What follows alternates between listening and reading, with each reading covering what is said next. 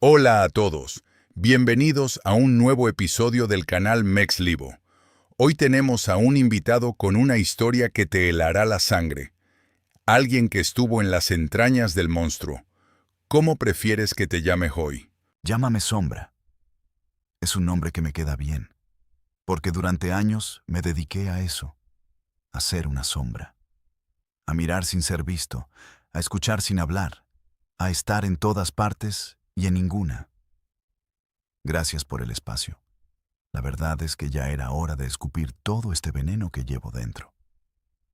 Porque la gente ve las series de narcos en la televisión, ven las troconas, las joyas, los corridos, y se piensan que es una vida de reyes. Pero nadie te cuenta la peste a sangre seca, el miedo que te congela las tripas a las 3 de la mañana, y cómo empiezas perdiendo tu humanidad por unos cuantos pesos. Mi historia empieza en Ciudad Juárez, por ahí del 2009. Yo tenía apenas 17 años. En ese entonces, Juárez era un matadero, la ciudad más peligrosa del mundo. Los cuerpos aparecían colgados de los puentes, tirados en los lotes baldíos, desmembrados. Yo vivía en una colonia de la periferia, calles de tierra, casas a medio terminar con bloques de cemento. Mi jefe, mi papá, nos había abandonado, y mi jefa se partía el lomo limpiando casas en El Paso, cruzando la frontera todos los días a las 4 de la mañana. Yo dejé la escuela porque no había feria para los útiles ni para los pasajes. Me la pasaba en la esquina con otros morros, pateando botes, tomando caguamas cuando alguien traía lana. Un martes por la tarde llegó una Ford Lobo negra, nuevecita, con los vidrios polarizados que parecían espejos. Se paró justo frente a nosotros. Se bajó el vidrio despacito y asomó la cabeza a un vato que le decían el Chacal. Traía una gorra bien calada, cadenas de oro grueso, y un radio Nextel en la mano que no paraba de sonar con ese ruidito característico. Pip, pip. Nos miró a todos de arriba a abajo y me señaló a mí con el dedo. Me dijo, morro, acércate. Yo sentí que las piernas se me hacían de agua, güey. Acercarte a una troca así en esos tiempos era jugar a la ruleta rusa. Pero fui. Me preguntó si quería ganar 1,500 pesos a la semana por hacer nada. Solo tenía que pararme en la entrada de la colonia, cerca de una tienda de conveniencia, y avisar por un radio viejo si veía patrullas, militares o contras. 1,500 pesos era lo que mi mamá ganaba en 15 días rompiéndose la espalda. Le dije que sí, sin pensarlo, sin medir las consecuencias. Me dio un radio Motorola viejito. Me explicó 2 o 3 claves básicas y me dijo, tu clave es el 32. Si ves un convoy verde, dices sardinas. Si ves azules, pitufos. Si la cagas, te mueres. Arrancó y me dejó ahí, parado en el polvo, con el radio en la mano y mi sentencia de muerte firmada. ¿Y cómo fue ese primer día parado ahí? El primer día fue una mezcla de aburrimiento y un terror absoluto. Una paranoia que te comía vivo. Me paré afuera del Oxxo, recargado en la pared, haciéndome el pendejo con un refresco en la mano. Eran turnos de 12 horas, güey. 12 horas bajo el sol del desierto de Chihuahua, que te quema la piel, que te reseca la garganta. Al principio cada carro que pasaba me hacía saltar, un sedán oscuro. ¿Serán contras? Una troca con vidrios ahumados. ¿Serán de otra célula? El radio no paraba de chillar. Era una red gigante. Escuchaba a otros halcones reportando desde diferentes puntos de la ciudad. Águila 1, reportando 2 pitufos por la Gómez Morín. Águila 4. Todo tranquilo por el puente libre. Era como escuchar el sistema nervioso de un monstruo gigante que respiraba sobre la ciudad. Al tercer día, tuve mi primera prueba real. Estaba fumándome un cigarro, ya medio relajado, cuando vi a lo lejos, por la avenida principal, Una fila de 4 camionetas Cheyenne del ejército. Los militares, las sardinas.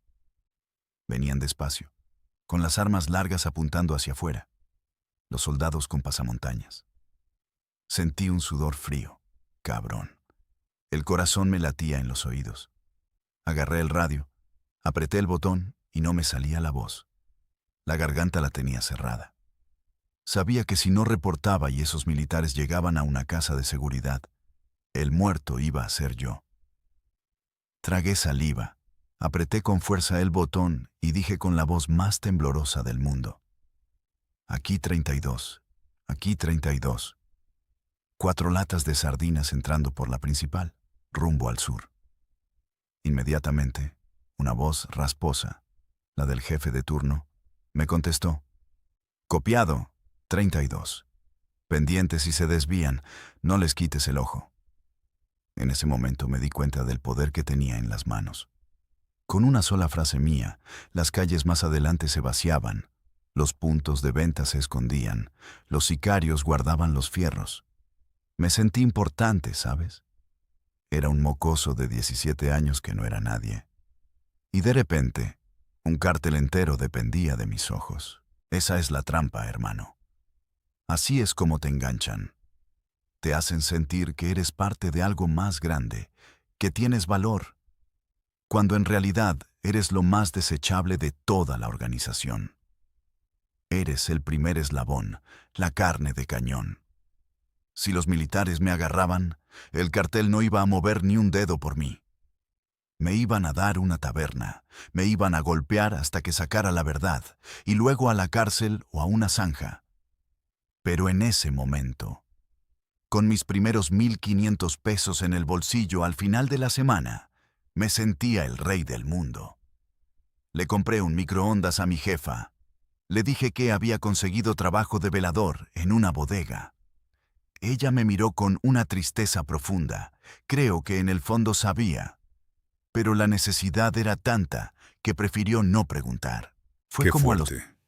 ¿En qué momento la cosa se puso violenta para ti? Fue como a los 6 meses de estar halconeando. Yo ya era bueno. Ya no solo conocía las claves, sino que sabía distinguir los rines de una troca de malandros de una troca de civiles. Sabía cómo se movían los agentes ministeriales encubiertos. Me habían cambiado de punto a una avenida más caliente, una zona donde los enfrentamientos eran el pan de cada día. Era la época en que la gente de Sinaloa estaba intentando quitarle la plaza al cártel de Juárez. Era una guerra sin cuartel, sin reglas. Un jueves por la tarde, el cielo estaba gris, como a punto de llover tierra, típico de Juárez. Yo estaba en el techo de una casa abandonada, mi nuevo punto de vigilancia. Tenía unos binoculares y mi radio. De repente, escucho en la frecuencia un caos absoluto. Gritos, mentadas de madre. Nos están topando los mugrosos en la Zaragoza. Manden apoyo a la verga, manden a los fierros.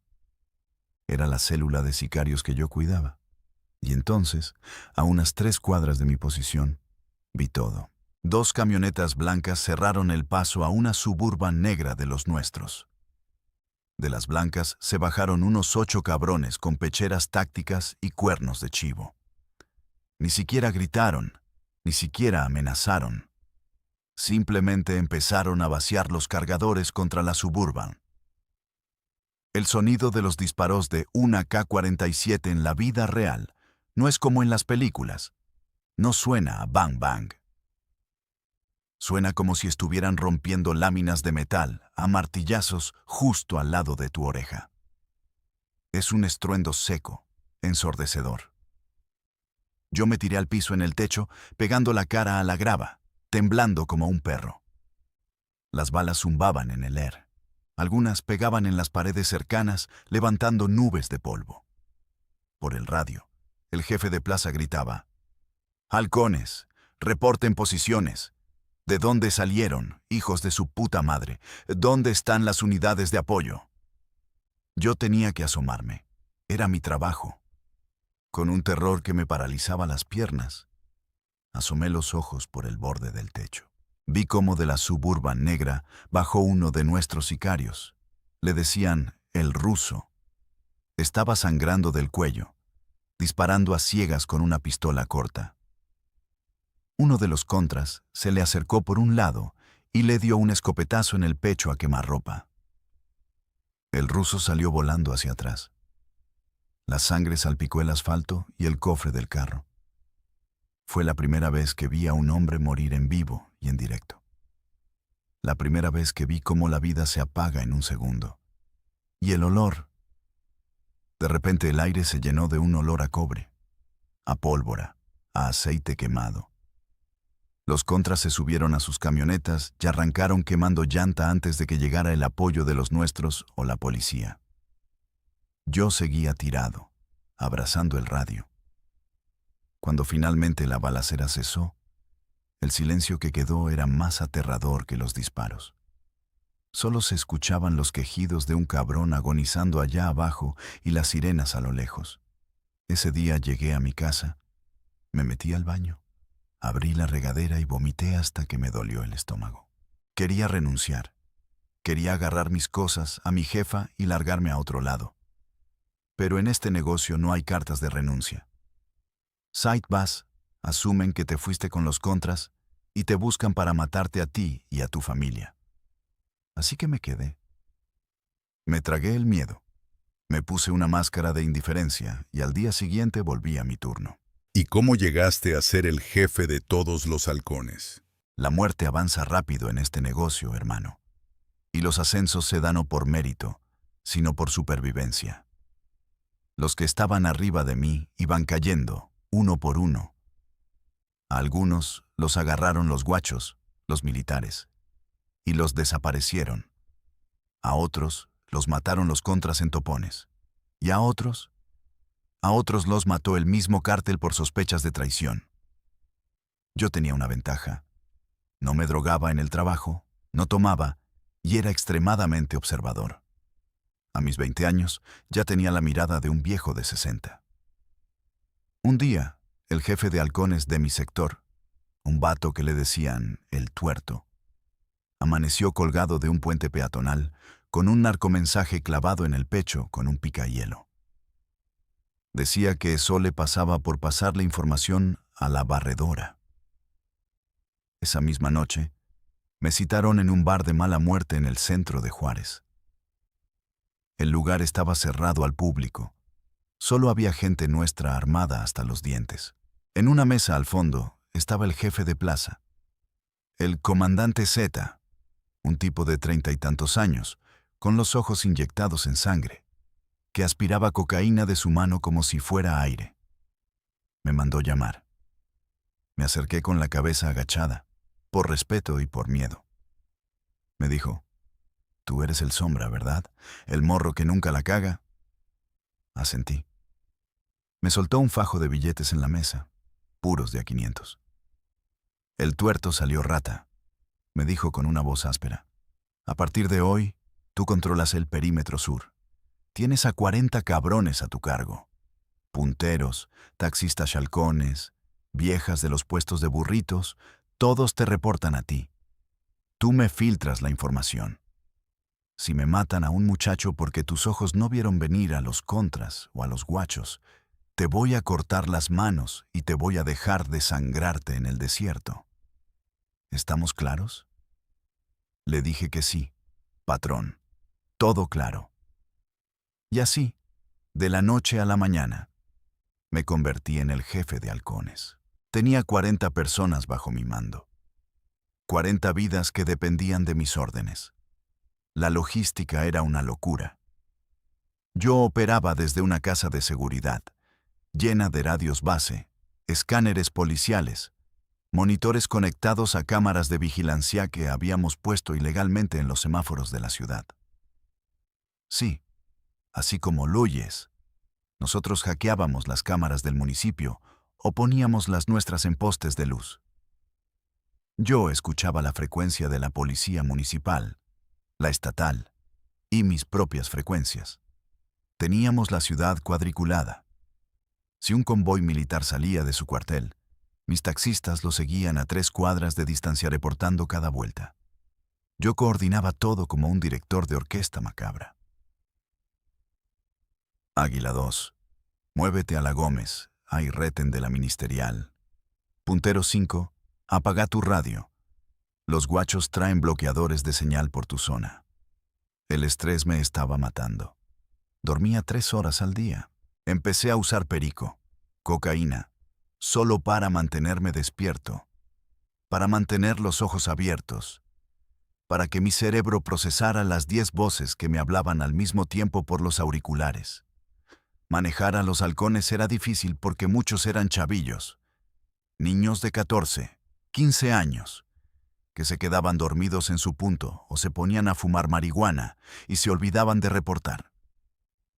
Yo tenía que castigarlos. A veces mandaba a la barredora interna, los castigadores del cártel, a que les dieran unos tablazos en las nalgas para que aprendieran. Sentía horrible, porque yo había estado en su lugar. Pero si yo no los castigaba, el comandante nos mataba a todos. Era una cadena de mando basada en el terror más puro. ¿Tuviste que lidiar con la policía directamente en tu nuevo puesto? Todo el tiempo. La gente piensa que el narco y la policía están en guerra. Pero la realidad es que el narco es el gerente y gran parte de la policía son los empleados. Esa era otra de mis funciones. Como jefe de halcones, yo traía la nómina de mi sector. La nómina era una bolsa negra de basura llena de sobres amarillos, cada sobre con un número de patrulla y efectivo adentro. La corrupción era tan descarada que daba asco. Yo me reunía todos los viernes en la madrugada, en un estacionamiento oscuro de un centro comercial abandonado, con comandantes de la policía municipal y estatal. Ellos llegaban en sus patrullas oficiales. Se bajaban. Yo les entregaba sus sobres, ellos me pasaban información. Oye, Sombra, hoy va a haber operativo de la Federal en la colonia tal. Diles a tus muchachos que guarden los juguetes y cierren las tienditas. Era un acuerdo de negocios. A cambio de la cuota, ellos hacían la vista gorda.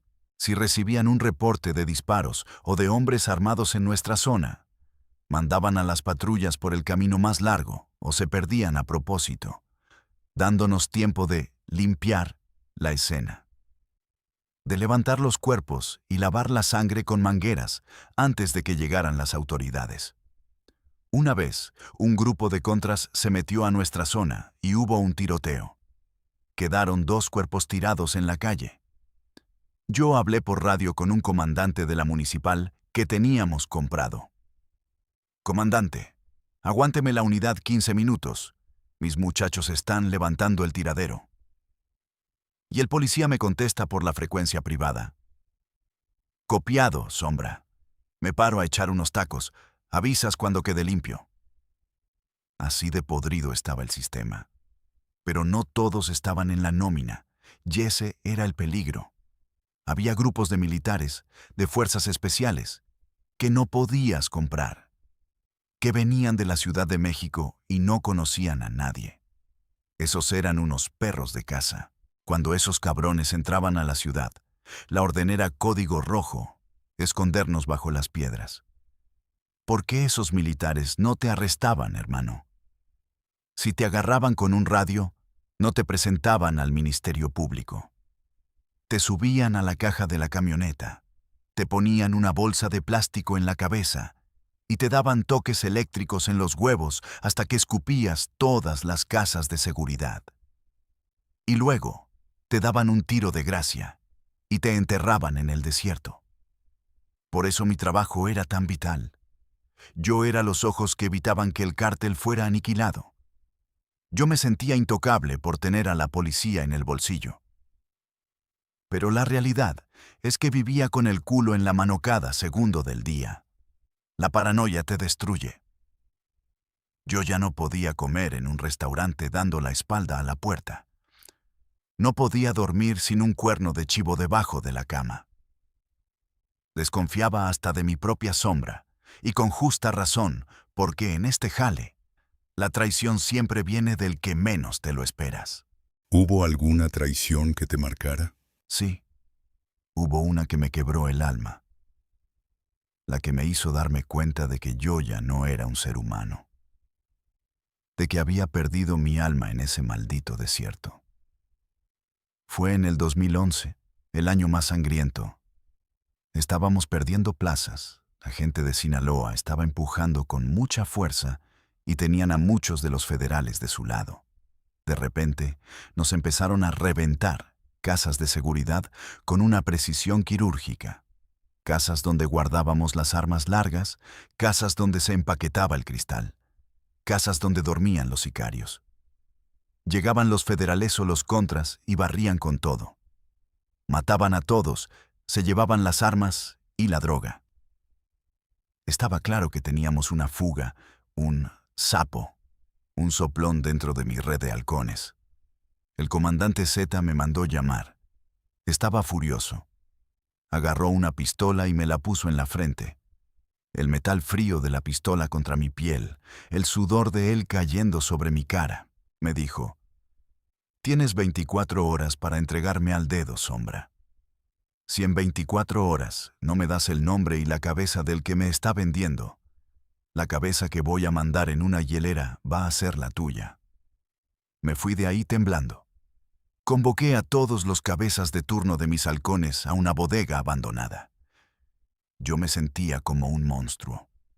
Tenía que descubrir quién de mis propios muchachos, de la gente que yo protegía y que me decía «jefe», nos estaba vendiendo. Empecé a revisar los cruces de radio, los horarios, a quién había puesto en las zonas donde nos habían reventado. Había un chavito, le decíamos el Pecas. Tenía 15 años, cabrón. 15 putos años. Un niño con pecas en la nariz que siempre traía una playera de los Chicago Bulls que le quedaba 3 tallas más grande. Él era huérfano. Vivía con su abuela. Me di cuenta de que las 3 últimas casas reventadas estaban en el perímetro del Pecas y que en los 3 casos, él había reportado todo limpio minutos antes de que cayeran los comandos. Lo mandé a levantar. Mis sicarios fueron por él, lo sacaron a golpes de su punto y lo trajeron a la bodega. Estaba amarrado a una silla, llorando a mares, con los mocos colgando, meado en los pantalones. Me acerqué a él. «Pecas», le dije, «dime la verdad, mijo. ¿Quién te pagó?» El niño lloraba y lloraba. «Nadie, jefe Sombra, se lo juro por mi abuelita, yo no vi nada, se lo juro». Yo quería creerle. Te lo juro por mi madre que quería creerle. Pero encontré en su mochila un teléfono de esos de tapita, nuevo. Al revisarlo, el último mensaje enviado decía: «La casa azul de las rejas está lista. Hay 3 adentro». Era el sapo. Los contras le habían prometido sacarlo a él y a su abuela de Juárez. Le habían dado dinero. Yo me le quedé viendo. Él se dio cuenta de que yo había visto el mensaje y su mirada cambió. Pasó del terror absoluto a la resignación de un animal acorralado. «¿Qué vas a hacer conmigo, Sombra?», me preguntó con la voz quebrada. Yo tenía que entregarlo. Si no lo hacía, me mataban a mí y a mi jefa. Agarré el radio y le hablé al comandante Z. «Ya lo tengo, patrón. Es el Pecas». En menos de 10 minutos llegaron los cocineros, los encargados de desaparecer gente. Lo desamarraron. El niño gritaba, pataleaba, me pedía ayuda. «Sombra, no me dejes, cabrón. Ayúdame. Diles que no me hagan nada». Yo me di la vuelta. Salí de la bodega. Caminé hacia mi camioneta. Me subí.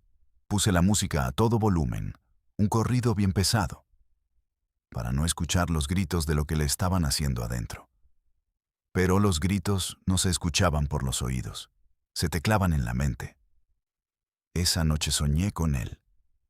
Soñé que me miraba y me preguntaba por qué no lo salvé.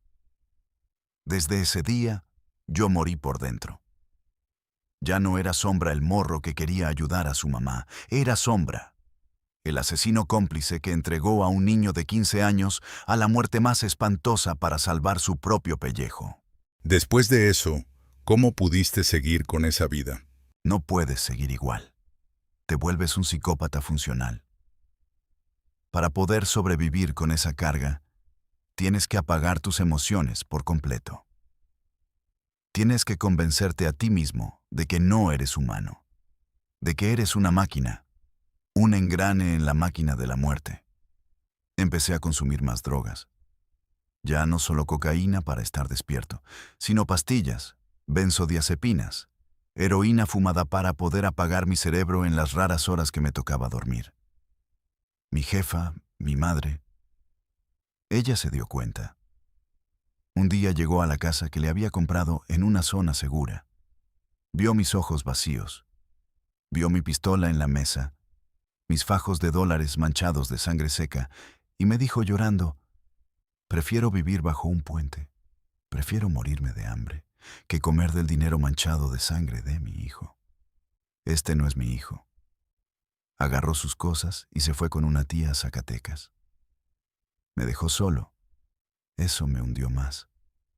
El cártel se volvió mi única familia, mi única realidad. Pero la estructura se estaba cayendo a pedazos. A finales de 2011, la guerra llegó a su punto más crítico. Las calles de Juárez eran intransitables. Había toque de queda no oficial.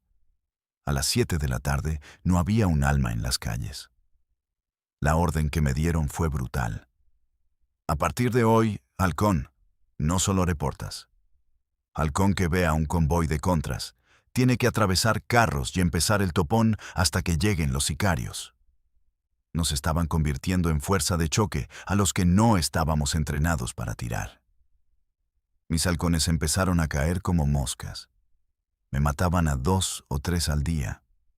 Los taxistas aparecían decapitados, con la cabeza sobre el toldo de sus carros. Las morras que vendían comida y nos pasaban info. Las encontraban desmembradas en bolsas negras. Mi red se estaba desangrando y yo no podía hacer nada. Y entonces llegó el golpe final. Mataron al comandante Z. Fue una traición de alto nivel, de los jefes de más arriba en la organización que querían pactar una tregua y lo entregaron. Lo acribillaron saliendo de un restaurante de mariscos. 80 balazos le metieron a su camioneta blindada. Cuando cayó el jefe de plaza, el caos fue total. En el narco, cuando matan al jefe, no hay un protocolo de sucesión pacífica. Todos los mandos medios quieren el poder. Se armó una guerra interna. Mis propios compañeros, con los que yo había tomado y convivido, se empezaron a matar entre ellos. Yo sabía demasiado. Tenía las rutas, tenía las nóminas de la policía, conocía los escondites. Yo era un trofeo y un peligro para cualquier facción. Me di cuenta de que mi nombre estaba en una lista negra. Uno de los comandantes de policía que yo le pagaba me mandó un mensaje de texto desde un teléfono desechable. Sombra, ábrete a la verga. Ya dieron la orden de levantarte a ti y a tus muchachos. Tienes unas horas. Sentí un terror que me hizo vomitar bilis ahí mismo en el piso de mi casa. Agarré una maleta deportiva. Le metí todos los dólares que tenía escondidos bajo las tablas del piso. Unos 100,000 dólares en efectivo. 3 celulares limpios. Una pistola Glock 9 milímetros. Y salí corriendo. No me despedí de nadie. Apagué mis radios. Arranqué mi camioneta y me fui a una casa de seguridad fantasma que yo había guardado en secreto. Una casa de la que nadie sabía, ni mis jefes. ¿Cuánto tiempo estuviste escondido ahí? Estuve escondido en esa casa casi un mes. 28 días exactamente. Fueron los días más largos y agonizantes de mi puta vida. La casa era un hoyo. Un cuartucho en la colonia Anapra, cerca de la frontera con los cerros. Hacía un calor infernal. Las ventanas estaban tapadas con tablas de madera y bolsas de plástico negro para que no se viera luz. Yo no podía salir ni asomarme. Sobreviví a base de agua embotellada, latas de atún, galletas y frijoles enlatados que tenía almacenados. Dormía en el piso, abrazando mi pistola, despertándome sobresaltado con cualquier ruido. Si un perro ladraba en la calle, yo pensaba que ya venían a reventar la puerta. Si escuchaba un motor pesado, cortaba cartucho y apuntaba a la puerta, sudando frío. La soledad y la abstinencia de las drogas me estaban volviendo loco. Empecé a tener alucinaciones. Veía al Pecas, el niño que mandé matar, parado en la esquina de la habitación, viéndome sin decir nada. Escuchaba el chillido de los radios Nextel en mi cabeza. Copiado, Águila 2 caído. Me tapaba los oídos, lloraba como un niño. Me golpeaba la cabeza contra la pared para callar las voces. Quería pegarme un tiro. Te juro que muchas noches me puse el cañón de la Glock en el paladar. Sentía el sabor del metal oxidado y del aceite de armas. Lloraba y cerraba los ojos, presionando el gatillo un poquito, sabiendo que con un pequeño esfuerzo todo ese infierno se iba a acabar. Pero algo me detuvo siempre. Tal vez cobardía, tal vez la esperanza pendeja de que podía empezar de nuevo. A través de un celular limpio y con chips que cambiaba cada día, logré comunicarme con un pollero, un traficante de migrantes que operaba independiente y que me debía un favor gigante. Porque una vez yo le avisé de un retén y le salvé un cargamento de indocumentados. Le ofrecí $20,000 para que me sacara de Juárez, pero no a Estados Unidos, porque allá me buscaría la DEA o los brazos del cártel, sino al sur de México, hacia el centro. Él aceptó. Me dijo que el jueves a las 3 de la mañana pasaría por mí en un tráiler de carga. Las horas antes de que pasara fueron una tortura. ¿Y si me estaba poniendo un 4? ¿Y si me iba a entregar a los sicarios para ganarse una feria extra? A las 3 en punto, escuché un doble bocinazo de un camión pesado a 2 cuadras. Era la señal. Salí de la casa vestido de negro, con mi maleta pesada llena de billetes. El aire frío de la madrugada del desierto me golpeó la cara. Tenía un mes sin sentir el viento. Caminé por las calles de tierra esquivando las sombras. Llegué al tráiler. El chofer me dijo: «Súbete a la caja y escóndete entre las pacas de alfalfa. Si nos paran los guachos, te quedas callado, yo arreglo». Me metí en la oscuridad del remolque, oliendo a hierba seca y a polvo. Fueron 3 días de viaje, 3 días rebotando en la oscuridad, orinando en botellas de plástico, alimentándome de mi propio miedo. Cruzamos retenes militares en Chihuahua, en Durango, en Zacatecas. Cada vez que el camión se detenía y escuchaba las voces de los soldados y las botas pisando el asfalto, yo contenía la respiración y preparaba mi pistola. Sabía que si me encontraban, me iban a matar ahí mismo, y yo no estaba dispuesto a dejarme agarrar vivo. Pero el pollero cumplió. Al tercer día, abrió la puerta trasera y la luz del sol me cegó por completo. Estábamos en una carretera en el Estado de México. «Bájate, güey, ya llegamos». «Suerte, y estás muerto. Ya no existes», me dijo. Me bajé, le pagué los $20,000 y él se arrancó, dejándome a la orilla de la carretera, cubierto de polvo de alfalfa, con una mochila llena de dinero y el alma completamente podrida. Es increíble que hayas sobrevivido a todo eso. ¿Qué pasó contigo después? Lo que pasó después fue tratar de convertirme en un fantasma. Cambié mi apariencia, me dejé crecer la barba, bajé como 20 kilos, me puse lentes. Me moví de pueblo en pueblo durante años. El dinero que traía no me duró para siempre. Cuando tienes el alma enferma, el dinero se te va en vicios, en psiquiatras que no pueden curar tus pesadillas, en alcohol para olvidar. Nunca pude volver a contactar a mi madre. Supe por terceros que ella murió de cáncer en 2016. Yo no pude ir a su funeral. No pude despedirme de ella, ni pedirle perdón por haber elegido el camino fácil. Eso es algo con lo que cargo todos los días. Un dolor que te quema el pecho más fuerte que cualquier balazo. Empecé a trabajar de mecánico, trabajos honestos, agachando la cabeza, siendo un don nadie. Y me di cuenta de una cosa, hermano. El verdadero castigo no es la muerte ni la cárcel. El verdadero castigo es vivir para recordar. A mí me castigaron dejándome vivo. Yo vivo en una prisión sin barrotes. Cada vez que escucho un claxon, brinco. Cada vez que veo a una patrulla, sudo frío. No puedo tener esposa, no puedo tener hijos. Porque si un día el pasado me alcanza, los primeros en pagar van a ser ellos. Por eso estoy hablando hoy en tu canal. No busco el perdón de nadie. Sé lo que soy y sé lo que hice. Sé cuánta sangre tengo en las manos. Pero veo a los morros de hoy. Chavos de 15, 16 años, escuchando corridos tumbados, fantaseando con comprarse una troca mamalona, con traer una pechera y un radio, creyéndose sicarios o halcones de alucín.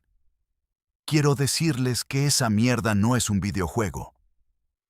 Que cuando te dan un balazo de cuerno de chivo, te desangras gritando por tu mamá y cagándote en los pantalones.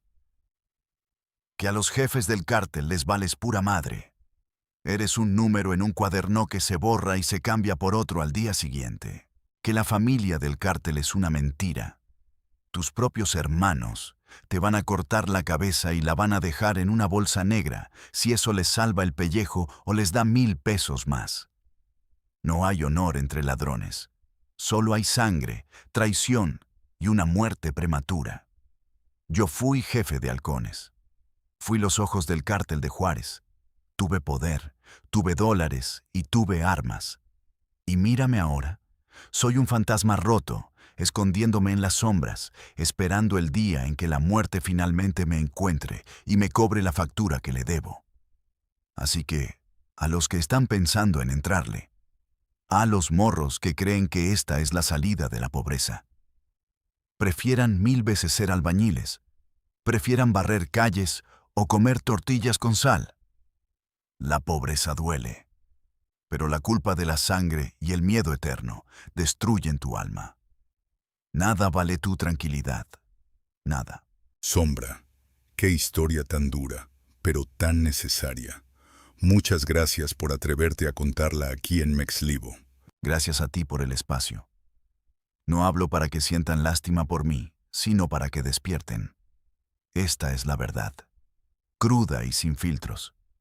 Porque si logras salir vivo del infierno, hueles a azufre por el resto de tus días. Y ese olor no te lo quita nada ni nadie. Cuídense mucho y que Dios nos perdone a todos los que tomamos el camino del diablo. Así terminamos este episodio. Una cruda realidad que pocos viven para contar. Si esta historia te impactó, no olvides suscribirte al canal Mexlibo, dejar tu like y compartir. Seguiremos trayendo testimonios que nadie más se atreve a mostrar. Hasta la próxima.